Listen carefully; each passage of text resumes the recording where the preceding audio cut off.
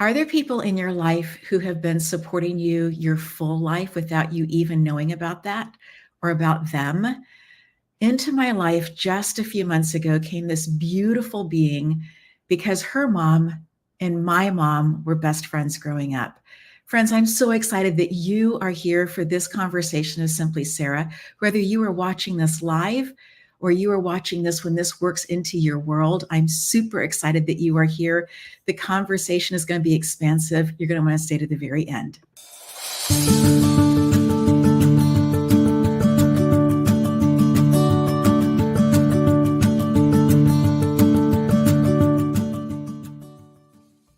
So my mom grew up in Nebraska, and they lived very, very in a tight community. And in that tight community moved in Maisie. And Maisie and my mom became bestest friends. And Maisie's daughter, Dr. Dawn Chesser, is here with us today. And we met in person for the first time. And to hear her talk about how every night they were praying for the Crowders as we were overseas, that's just this incredible long experience of people understanding that when we undergird each other in encouragement in community, that amazing things happen. Dawn, how did you get to where you are today? So well loved and so educated, pushing further into areas, opening people's eyes on things. How did you get to where you are? Well, the same way you did in some ways, that I happened to be born into this family with that was unusual. As you said, my mother met your mother, I believe, when they were 12 years old. I think so. 12.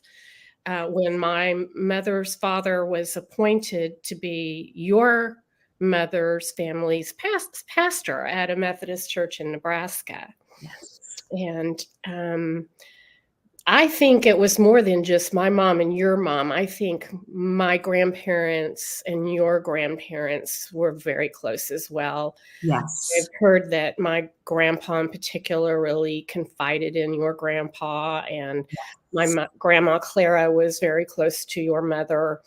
But when my mother Maisie met your mother, Elaine, the first thing they discovered was that they were born one day apart.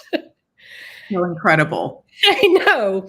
And that seemed to have sealed their connection. And I've heard stories about your family, like you said in the introduction, all my life. I always knew about my mother's best friend, Elaine, who was a missionary in Africa. That's kind of the way she framed it. And our family, we prayed for your family every night. We always knew about you, but because you were on another continent, we never had an opportunity to meet you. So like you, I was very surprised by the connection that felt so deep immediately when you and I met, because I think it precedes us through our mother's relationships and our family's relationships. Yeah. So like you, I was raised in a deeply Methodist, multi-generational family. While you were growing up in Congo, I was growing up in Arkansas. Yes. My mother married a United Methodist pastor, just like your mother did. Both of our mothers went to school together at Asbury College in Wilmore, Kentucky. Yes. And I know when they were young girls, they had a conversation, I believe, on a pile of hay. Yes. In which my mother said, "Where do you think you're going to be in 20 years? And your mother said, "I know exactly where I'm going to be. I'm going to be a missionary in Africa." And so my mother said, "That's what I'm going to do too." And so she applied to the same field. Yes. Something happened that landed her serving as a missionary within the United States. We wonder. My mother always wondered if her mother had intervened in some way to keep her on the continent. But my mother did become a missionary, just like your mother. Yes. Although your mother was an unpaid missionary spouse, while my mother was a paid US 2 missionary. She did 2 years of service and graduated from Asbury. Mhm. She was assigned to be a teacher at the Allen School, High School in Asheville, North Carolina. Yes. Where it was a boarding school, the only place in the state of North Carolina during the year she was there, which was 1958 to 1960, that a Black girl could get an education beyond 8th grade. They graduated a number of really famous people, including Nina Simone. So she lived there and taught there for 2 years, and her roommate was a Black woman named Blondell, and they became very close. And so that really influenced who she was, and then influenced who I became. She married a minister from South Alabama, and they took a map and a ruler and measured halfway between the home of my mother's parents in Nebraska and my father's parents in Alabama, and that was North Arkansas.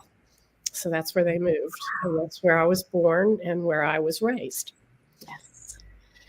So my father was an unusual minister. He was a Wesley Foundation director. So most of my early years were spent among college students many of whom were preparing for the ministry, and they became our big sisters and brothers and our babysitters and our, guitar teacher and whatever, piano teachers, all those things. And so it was the 60s and early 70s. And so we grew up thinking that church meant going to coffee houses to listen to poets, and church meant marching in a peace rally for El Salvador with candles and having a vigil. And church was really about social justice witness. That's how I understood it. Yes. In addition to the Wesley Foundation, in 1968, when the merger was happening between the Evangelical Brethren Church and the Methodist Church, and they were ending the central conferences. And some of this is a very interior Methodist conversation. I'm sorry for you who don't know about this, but Methodist Church had a problem with racism during the Civil War and split. And we're split for a very long time, basically along the Mason-Dixon line, until they were able to reunite in 1968. The way that they reunited first to become the Methodist Church in the 30s by way of a compromise of putting all the Black pastors and all the Black churches into one group, and so they were separate but equal jurisdiction. They ended that practice in 1968, and there was a gap period when pastors who were now dispersed across the U.S. were brought back into their state conferences. Yes. And so they asked my father to temporarily be the preacher at a Black Methodist church in Fayetteville, Arkansas, where the Wesley Foundation was. And my dad filled in there and ended up staying for 6 or 7 years. They didn't want, when the Black pastors came into the conference, they were like, no, we're fine with Lewis. Lewis, yes. Stay. And so my brother and I had this unusual experience alongside the Wesley Foundation with being only white children in a Black congregation when we were young. So these things are not usual for white people in the Methodist Church, just like you had a really unusual upbringing that shaped who you were. It shaped me differently than most people. And I did feel called to the ministry probably really early. Yes. Certainly I was recognizing that by high school. And I followed that call and made a decision to become a Methodist minister when I was 21. And how did that call come to you? And we use this word call because usually it means that there has been some pivotal point or a point of making a decision in order to follow a certain path. And so some people will talk about the calling to become a doctor or the calling to become an airline pilot, right? Or a teacher. I definitely think my mom was called to be a teacher. Absolutely. Yes. So for you then, how did that call in the spiritual, religious world, how did that come about for you? Well, it was a spiritual call, but, I definitely am understanding calling in much broader terms now than I probably was at the beginning, and questioning where God is calling me, or the divine, or whatever, however you refer to that, which is beyond us, wholly other, is calling me now. But in the beginning, I was kind of a natural leader in high school. I attended youth assembly and was quickly elected to be one of the leaders. All four of us who were on the executive committee went into the ministry. So I first felt it then. Yes. And then I went off to college and just didn't do very well. Ended up dropping out at the University of Arkansas. And at the time I was working for Kinko's Copies, which was this university-based business at the time where they were doing something called Professor Publishing. And so I was working for them, and I got an offer to work at a shop in Denver, Colorado, which was located on the campus of Seminary, a United Methodist Seminary at Denver University. And I worked there full time when I was 20 years old when this happened. I packed up my things and I moved to Colorado and was working there. And the seminary students would come in to copy assignments, papers, articles, pick up their professor publishing booklets. And I was just drawn to what they were reading. So I would make copies for myself and take them home and read them. And I remember around the same time that was happening, having this sensation. At the time I had quit going to church and kind of, wasn't practicing my faith that way. But I knew whenever I passed a church, any church, but especially Methodist church, yes, I knew that if I walked in those doors, I would be at home. I would be among people who understood me and who I understood, and in a safe, loving place. So those two things kind of combined, merged at the same time, this reading seminary student material and having this feeling of needing to go back to my church. And I understood that as God calling me to go back to Arkansas, finish my undergraduate degree, and go straight to seminary, which I did. And was it easier, Dawn, the second time when you went back to college to say, I have a goal and this is what I'm after? Was that an easier piece? Yeah. I think I had been pretty adrift prior to that. And I attribute this to my age. Now, you and I are the same age, and you grew up in different circumstances from me, but I was very afraid in the early 80s because of the Cold War and the nuclear arms race. Our entire youth assembly in Arkansas was focused on the anti-nuclear proliferation movement. So I, all through high school, as part of my work with the church, spoke at anti-nuke rallies and did education events with other high school students. But I think I really believed somewhere deep down inside of me that I wasn't going to live to have children, that we were going to destroy the planet. But, I think every generation feels that way about something. That was our thing. But I know young people today are equally concerned about war, about global warming, about other deep, scary concerns that threaten humanity, gun control. For me, it was that. And so what was the starting? Was it easier to go back to college the second time? Right. So when I went to college, I was a Russian studies major. Really? Because I thought, okay, I'm going to learn to speak these people's language, and then I'm just going to go over there and I'm going to say in their language we're just like you. We don't want to blow you up. You don't want to blow up. You know, you're young and naive. Well, you know, I'm not good at languages. This is for me. And, you know, I think I was just a little too young and not clear about where I was going. And so my mom and I actually, she came to see me and we talked and she said, well, I think you ought to, you know, stop for a while and go somewhere else and do someplace else. And maybe that will help you. And she actually helped me apply to some other schools to think about going about this a different way. But ultimately I just decided to stop. Yes. So I dropped out for just about a year and then I went back. Mm-hmm. I love that your mom was part of that process, that she was encouraging you to open up your eyes in different ways, right? Yes. Because that had been part of her own story to everybody else, was there are paths to be able to change the circumstances that you are in.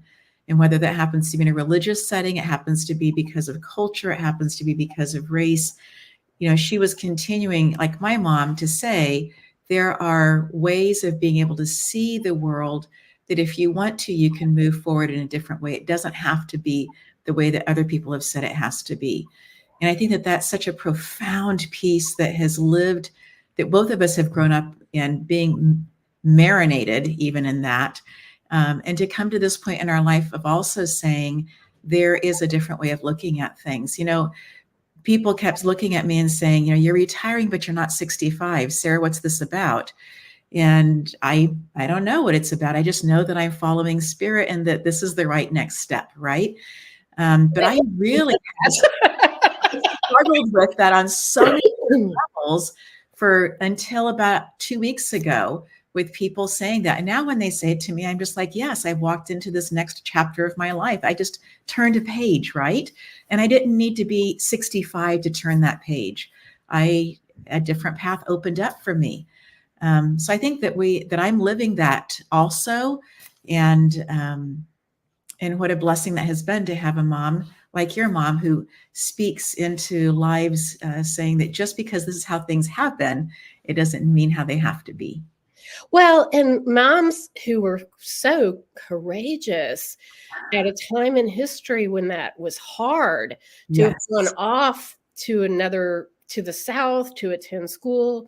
I know that I know, because of where I serve and live and have all my life, that is not everyone's experience. Many people never leave the community into which they were born, probably most people in the world. So it's an enormous privilege not to just have a mom that says, try a different path, but who lived that, who embodied that, who encouraged that. But it is specific to some people, not all people. Very, very true. And you're right about the majority of people on the planet do typically still grow up and stay within 16 miles or so of where they have lived, where they grew up, maybe a little bit more than that, but they are, you know, it's a day's drive to get back to where they grew up. And it's not, you know, a 3-day journey. Like it was for me, you know, going back and forth. It was always a 3-day journey to get back to, whether we were going here to there or from Congo back to here. And I think also part of the gift of that is something that I don't know if you have experienced this, Dawn, but for me, you know, people look at the color of my skin and make decisions based on that. And the vast majority of my life, up to the point that I graduated high school, was spent where, like you, when you talked about being in church and you and your brother were the only Caucasian ones there, that was a vast part of my life, of us being the only ones in the village at times, the only white family, Caucasians. And yes, there would be some people who would come through from Europe, particularly from Greece at that time, who would come help on building projects, but it would just be the husband or the man who would come. It wouldn't be the whole family. And so it wasn't until we left Congo and went back to Greece, or went through Greece to go visit Uncle Pichikios, that we actually got to meet his wife and the rest of the family and all those things. Because again, people would go out and would leave and go do periods of time overseas or different places and then come back. And I think that there are still things like that today with the Peace Corps and other organizations that are out there where people get the opportunity to go and live in something that feels so different than what they have grown up in potentially, in order to learn, but also to teach. And so that becomes that symbiotic relationship.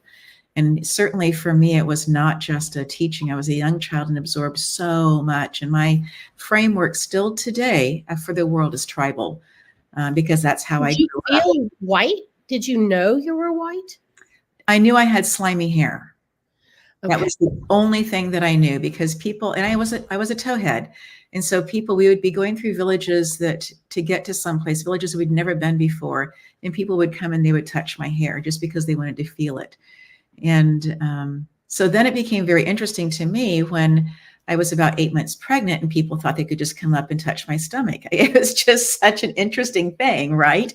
That people, because you have a certain whatever, that they then have the right to come check it all out. And it's so fascinating that you would say that, because I know that is Black experience today in the U.S. among my friends who are of African descent, that white people will come and touch their hair without asking. So that's fascinating that happened to you. And I can pinpoint the moment when I realized I was white. It was during a game of Red Rover. Really? Yes. My mom, I had this friend, Tiffany, from the church. She was my best friend at St. James. And she was having a birthday party when she was, I don't know, maybe 4, 5, 6, somewhere in that range. And there were all the kids from the neighborhood were there. So there were kids who went to St. James Baptist who didn't know me, didn't go to my school, didn't know me from church, that were there, and they didn't know my name. And so we were playing Red Rover, and a boy on the other side said, Red Rover, send the white one on over. And I remember like looking at my hands and thinking, is he talking about me? And realized they were all looking at me going, run, Don, run. And so I ran, but I was so humiliated. I couldn't play anymore. And my mother's friends, all her Black friends, just thought that was the funniest thing they'd ever seen in their lives. They were dying that they were witnessing this happen to me. But I was humiliated, and I've never forgotten it, how that happened. My space of understanding that I was different, we would do 4 years in Congo and then come back for 1 year of education here in the States. And my parents did that not only for us kids, so we would have an American educational experience, but also what state in Nebraska? Every single time, never Nebraska. Every single time was different depending on what they were working on for education as well. So it wasn't just education for us, it was for them. And so when I was 3 to 4 years old, we were in Nashville so that Dad could finish up his master's. Mom already had hers. Like your mom, both of them were incredibly driven to get things done, and knew that having things done would then also mean that they could move forward in things. And it wasn't that my dad wasn't driven. He was also getting his pilot's license, and there were some other pieces going on with him in terms of his plate being full. So he came back to finish his master's, Garrett College, Nashville. And then later on, we spent time in Michigan. And then the next furlough, we were in Indiana. And at the end of that furlough, this could be triggering for some people, so I'm just going to give people a moment pause there. My aunt and uncle were killed in a car accident by a drunk driver. And so then we moved back to Michigan in order to take care of my cousins there. And then back overseas. So that was the 4 overseas and then 1 here in the States. So Tennessee, Indiana, and Michigan were the 3 different places that we lived from my furlough birth through high school. Wow. And so makes a lot of sense knowing where your family is located now. It is. So inside of this, then I'm about maybe 6 or 7 years old, and we are getting ready for one of these furloughs. We're going to come back and live in Grand Blanc, Michigan. That's what the grand plan is. We're going to do this. And I remember saying to somebody who was much older than me, a male figure, we were having a conversation in the local language, and he made a comment to me of don't forget us. And I looked at him, and, the only place that I spoke English was at home. And then if there were other missionaries who spoke English, we would do, those would be places, but nothing, no other place. And I looked at him in the local language and said, "This is my home. Of course I'm coming back." And he says, "You leave and then you don't come back." And I just remember feeling so crushed that I was different, that what I knew to be my tribe and my home was seen in other people's eyes as a temporary lodging, not a permanent place to call home. And I think that that's something that you and I share in terms of looking at our lives and being able to make truly any place become home, because as we have relocated multiple times, you've counted the number of times. I've never gone back to count. But, in that place of being able to say, what is it that my inner soul requires in order for me to feel safe and welcome and secure in an area? What energetic tools do I need to really hone so that no matter what life asks, that I can continue to be showing up for who I am in this particular place and time?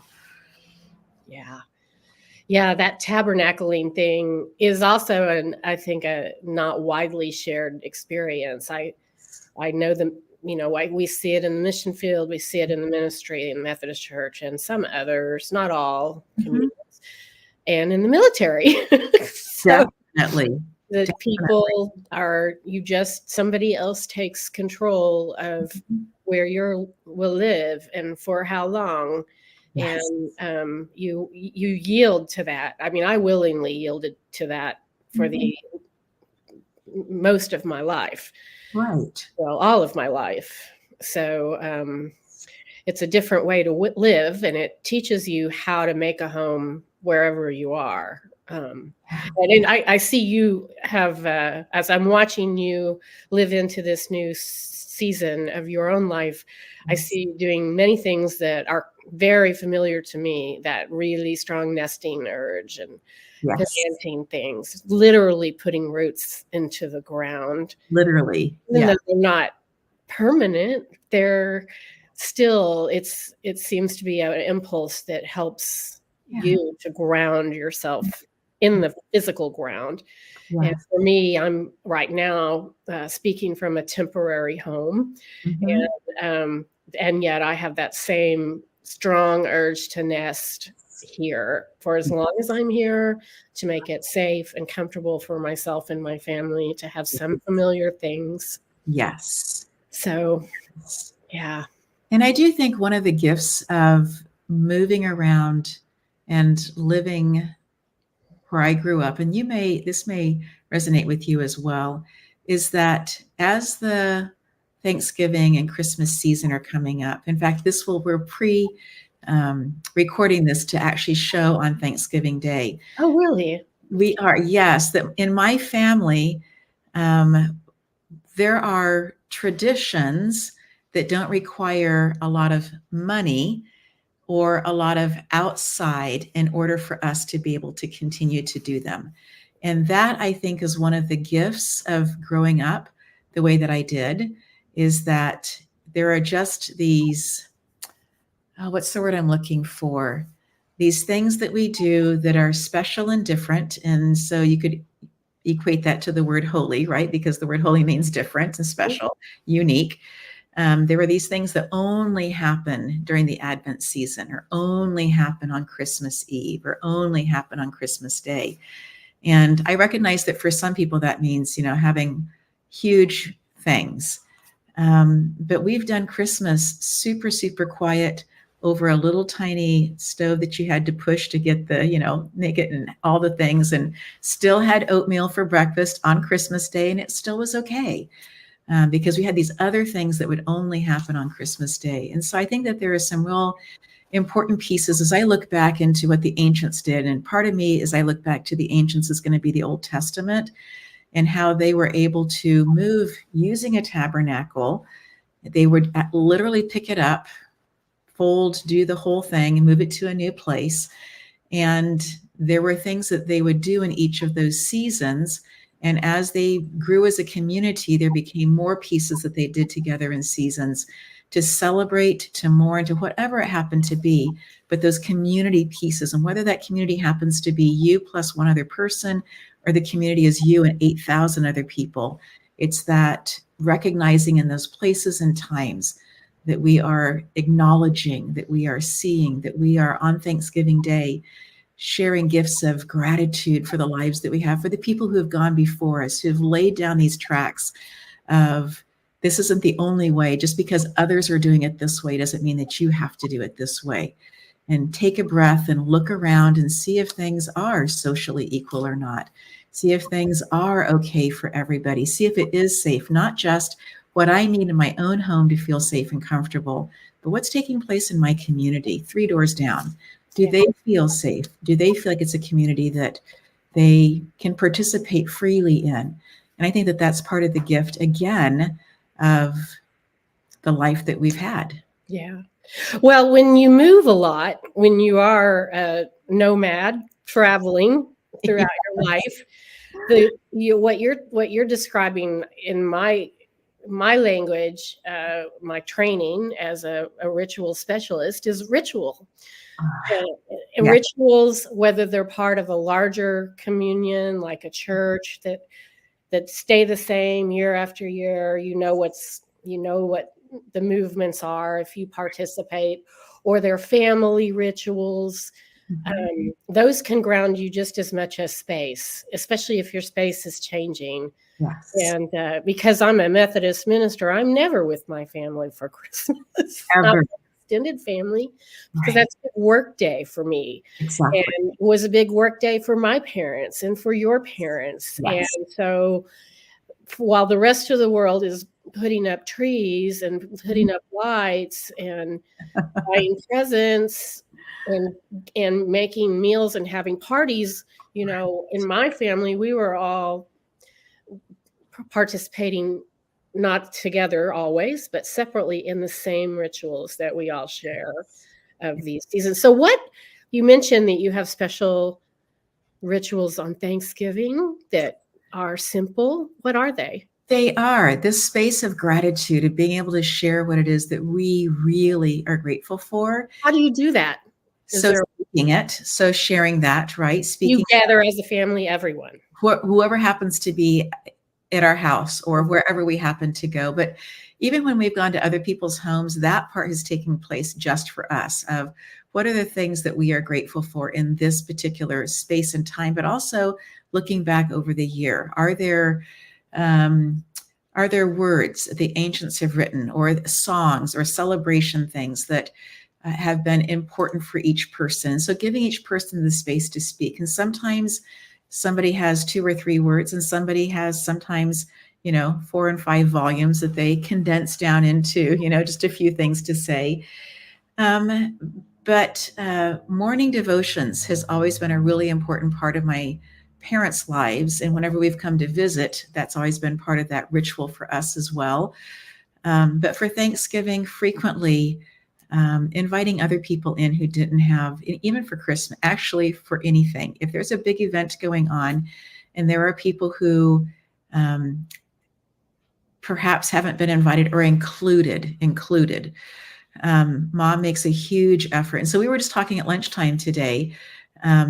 We are recording this about a week or so before Thanksgiving, and my husband is out playing golf, and we were talking about the people that he's playing golf with today, the men that he's playing with, and one of them is a widower. And I said, well, Mom, does he have any place to go for Thanksgiving or Christmas? And so that began again this conversation of, inviting in, bringing in people. And so maybe that's a ritual for us, just to make sure that other people feel included.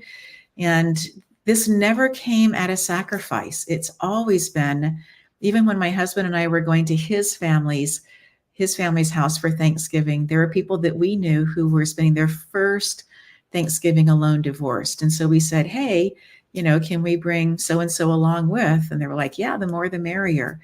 And so I think that that's part of the extension of the table, right? Yeah. That heart, just being able to be in that space. But for us also then on Christmas, it's going to be, singing a few songs together. And I can hear my dad, who's been gone for years, but just talking about how important it is for us to be together and just to sing a few songs. I know exactly how long your dad has been gone. Yeah, you do. I do.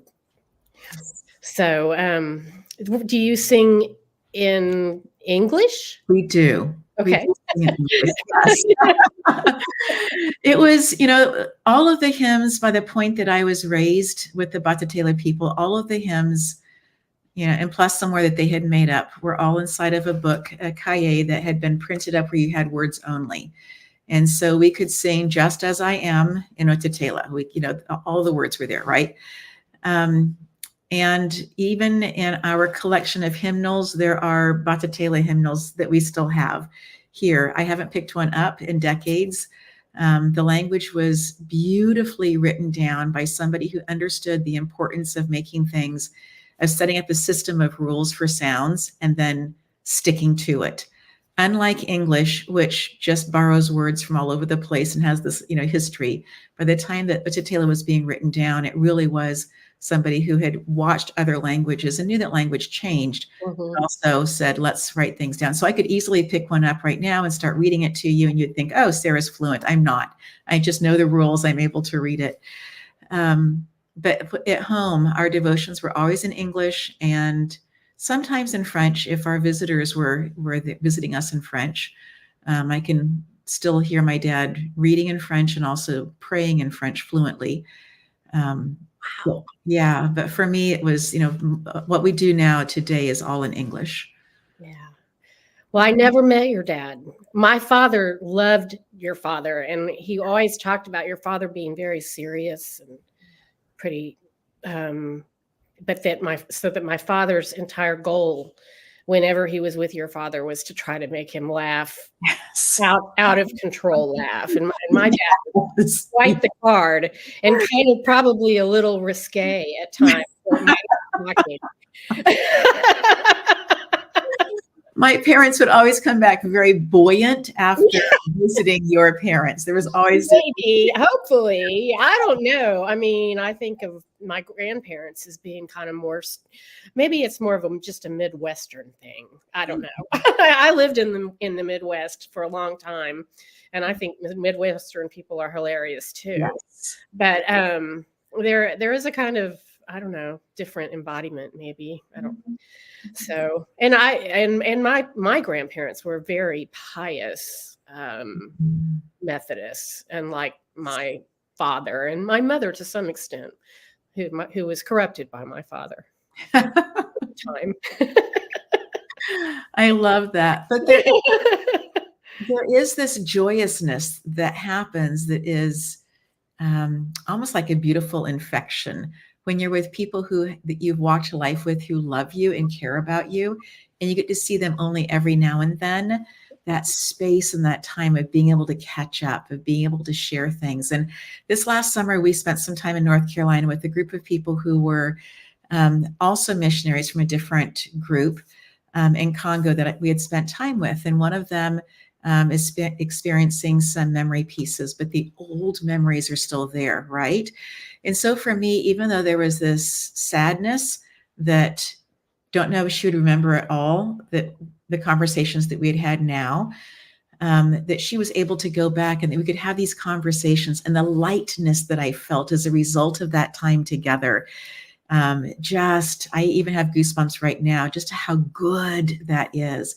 And so if there are people in your world that you are noticing that the current memory situation isn't as good, but they still are able to go back and pull up the good ones and share the good ones, to be able to really appreciate those, to be able to take them in, and to just allow your full being to accept that, to be present for those blessings of those times, how remarkable those are. Yeah. Dawn, you went on and got your doctorate. What is your doctorate in, friend? I have a PhD in Liturgical Studies, which is the intense study of worship.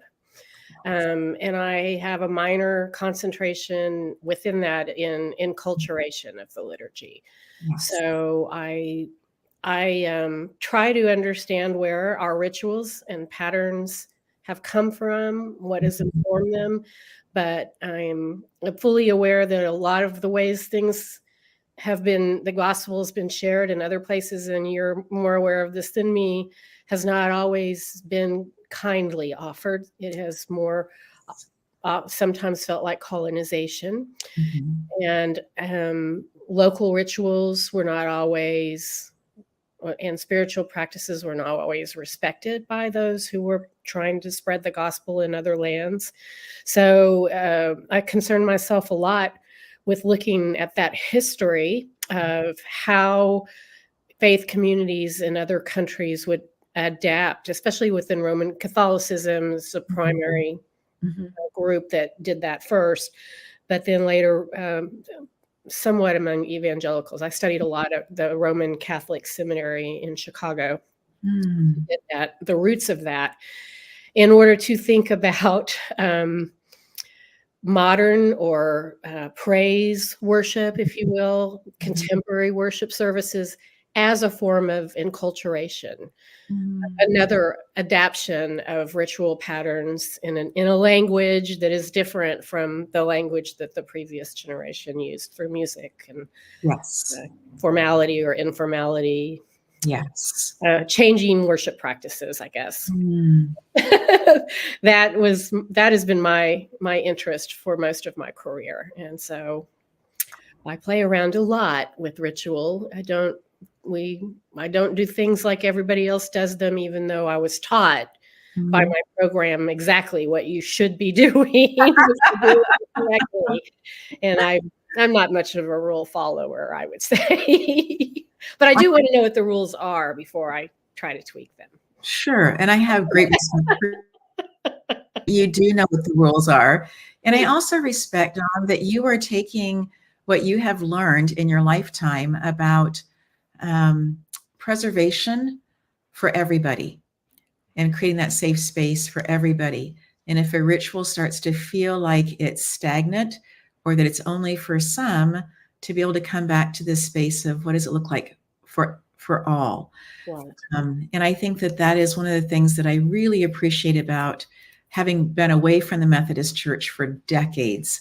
And then as we've relocated, coming back here and being at the church where you were congregational care, I believe, right? Yeah, I was the associate pastor there my first year here in Tennessee. Which I think is so amazing that when you came to Tennessee, that your mom said, wouldn't it be great if you were my mom's pastor? And then it turned out that way. Yeah, I ended up, and that's when I first met your mom, when I was appointed to be her pastor. It was a miracle. Well, I don't know. Everything is a miracle, but this just seemed, and it has been, and it continues to be the most nourishing thing. So yes, you are back in that very church that I served. You served, and my father previous to that had been congregational care as well there. And so in that space and then my grandparents went to this church. And so for me, I'm also looking at the ritual of being the third generation to be here. What does that look like and feel like? And is it authentically allowing me to express my understanding of the unseen world touching the seen world in a way that feels comfortable for me? And I think that's, for me, is an important question for people, no matter what religious heritage that they have, is to be asking those questions about how do I fit into this and how does this fit into me? It's that both sides of it, right? And it is a dance, I think, to some degree. It's an energetic movement that's going to happen. And maybe it's a little bit like, the seaweed underneath, that it gives, a beautiful space for safety for lots of different animals and species. But it also has a space where you can go out and come back in and still be loved by this beautiful growing kelp that's there. I don't know if that's such a great analogy or not, but that's the one that came to mind that I'm sharing right now. Okay. I'm feeling it. I can feel the seaweed under my toes as you speak. So I love the sea and the coming and going. And I think that's a really helpful metaphor, because I don't think coming and going from the church is for everyone. Right. It's not a safe space for some people. Right. Continues not to be a safe place for some people. And, I was fortunate to be feel safe in a space that was different, that made me feel safe among a population but that's not always the case for people. So I recognize that the church is a wounder as well as a healer. Yes. And on Thanksgiving, or as we move into the holidays, I think God works in all kinds of, or the divine, however you choose to put it. Yes. In a lot of ways, it's a matter of recognizing and connecting with the idea that there is something beyond us. That's all that's about. And that happens for a lot of people at the sea. Yes, it does. And I think that there is something very metaphorical about that we in the womb are in water. Yes. And when we are next to bodies of water, that we feel different. Yeah. And especially if the water is clean, that in that space, and that there's some movement to the water, there can be such healing inside of that space of understanding that. And I have also been at the edge of it was then called Zaire, but it's also been called the Congo River, which is second only in volume of water to the Amazon. Wow. And to watch it just churning, and to know that there were crocodiles in it, maybe even crocodiles 20 feet away from me that were sunbathing after they had eaten. So they weren't, caring at all about the fact that there was possible food around them. Obviously not getting closer than that in the wild, but just saying, oh my gosh, this is, the redness of the water, just because it churned up so much of the dirt and the clay and the soil that was around, and to go, ooh, that doesn't feel so safe. But if you got to a place that it was wider and that was a little bit not as deep, then all the rapids would go away, and you would have this beautiful placid area that was just so healing and so beautiful and so good. And yes, you could easily get sunburned there, but that's part of life, right? Is to learn the different points of, if I'm going to be in this environment, I need to be aware that the sun's going to be shining. If I'm going to be out in dark, maybe it'd be wise for me to have a flashlight if the moon's not going to be full tonight. And that's just part of that own choices that we get to make of, if I don't care about getting sunburned, then rock on, right? Go enjoy it. Yeah. Don, also in this space of Thanksgiving, you were asking me about rituals that we did for Thanksgiving. Are there things that you encourage people who have perhaps gone through loss or trauma within the last year or two for them to consider over this Thanksgiving into Christmas season?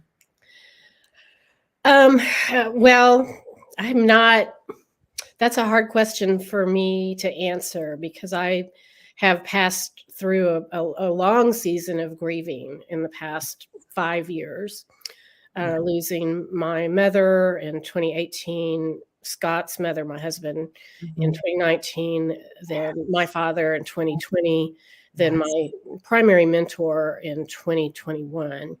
And in addition to that, we all went through the pandemic, right? Which is a level of grief I don't think most of us have even begun to process, and perhaps is a catalyst for a lot of change for a lot of people that we're not recognizing even that it's stemming from something that needs to be grieved, losses that need to be grieved. Yes. So I guess, I want us to be thankful for all the wonderful things, especially if we're among the privileged, and to be aware of that. But I also want everyone, whether they're privileged or they're alone or they're struggling, to be gentle with themselves, I guess. Yes. To not feel like you always have to be happy or put on a show, because I think part of the blessing is crying, is grieving, is water, of letting the water shed off of us as part of how we do move through spaces of pain and back towards spaces of healing. So I would say with my kids, if I'm not going to be with them this Thanksgiving, but if I'm with my kids on Thanksgiving, we probably spend as much time talking about the hard stuff as we do about the good stuff. And that's what it is to be family, because it isn't just about the stuff you want to put on Facebook, the pictures where you look your very best. It's also the pictures where you're just in a state of despair, and somebody's going to hold you through that too. Yes. I think the word that you talked about with tears for me is that this took me until I was in my 50s to understand this, but all tears carry toxins. And so when we are crying, it's not just that it's good for our body to let go of the tightness or the whatever it happens to be that we're carrying, but that we are literally releasing toxins out of our system, and how good that is for us. And so often, for me in my life, I have just wanted to go to sleep afterwards, whether it's 9 in the morning or 9 at night, right? Yeah. I think that part of that is the physical body just coming to a place of, we can finally relax. We've released that. And it doesn't mean that the pain is gone. Right. It doesn't mean that person has come back. It doesn't mean any of those things. What it means is that in this space and time, I have released these toxins. I have allowed my body the opportunity to let go of that. And what a beautiful thing that is, to be able to be human and to experience all of the emotions. When I get into the book of Jeremiah, I realize that he wrote the book of Lamentations, right? This whole his head is a fountain. How he wishes his head was a fountain so he could flow and cry tears day and night. Exactly. And so I don't know that I've ever been in those spaces for the period of time, the length of time, I should say, that he has. Yeah. But to be able to touch into that, that's part of the experience. And because when you have that backdrop, then you're able to come into celebration experiences differently. Perhaps for me, a little bit more somber, perhaps a little bit more buoyed, but yet also be able to experience the celebration from that space of we were once wanderers, and here we are in this place together once again, able to see each other's face and to be together. Yeah. Friend, before we finish up today, is there anything that you want to reiterate to leave our listeners, our viewers with, just in terms of things to be thinking about? Well, I hope that I said to you earlier that I'm in a space in my life, a time in my life where I'm making changes. And part of the reason for that, there's many reasons, but one of the reasons for that for me is to make space, to make room for younger people to be in spaces that are occupied right now by older people. Because I really believe in our rising generation and what they are the ways they're going to lead the world. Mm-hmm. So if you're watching this and you're older, you don't have to wait till you're 65. It's true. You don't. And there might be a reason for that beyond your desire to try something new. And that reason might be to make space. Yes. For someone younger who might get a break because of your choice. Yes. So we all move through this world in one unbroken line, and yes. Somebody has to get off in order for somebody else to get on. So. And it doesn't mean, Dawn, that either of us are done. No, in the world. No. For me, being after 35 years of being in the classroom and teaching in the classroom, I know that I'm a teacher. Yeah. I don't have to be in the classroom in order to fulfill that. And so my choosing to step aside has allowed someone else who's much younger than me, who already had some experience, who wanted to move into this space of teaching elementary choir in Glendora, got to move into that. And she is so satisfied with where she is. Yeah. And I'm satisfied with where I am. And so it's been a win-win. And so even though I'm not mentoring her, I'm keeping my eyes open. And there are people that I am investing in very, very clearly into their lives, because I'm not done. I just needed to move out of the way of what I was doing. Right. I'm right there beside you. And I know that that God has joined our hands for this time of walk side by side. And for that, I am really grateful.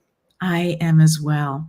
So we were going to say thank you and goodbye for this particular time together. And so Happy thank you. Thanksgiving, everyone. Yes. Happy What are you Thanksgiving. thankful for? And I just want to end with where I began, but put a twist on it. For me, I knew all of my life growing up in Congo that there were people who were praying and caring for us as a family on the other side of the world. And I now wonder if my list is deep enough, turning that around the other way for the people that I am praying for, the people that I am thinking good thoughts for, the people that I want to see, that I do see surrounded by light, upgirded in peace, if my list is long enough. And so on this Thanksgiving Day, I just ask you that as well for yourself. And just so grateful for our time together. Thank you for allowing Simply Sarah to be impactful in your life, because you are impacting my life.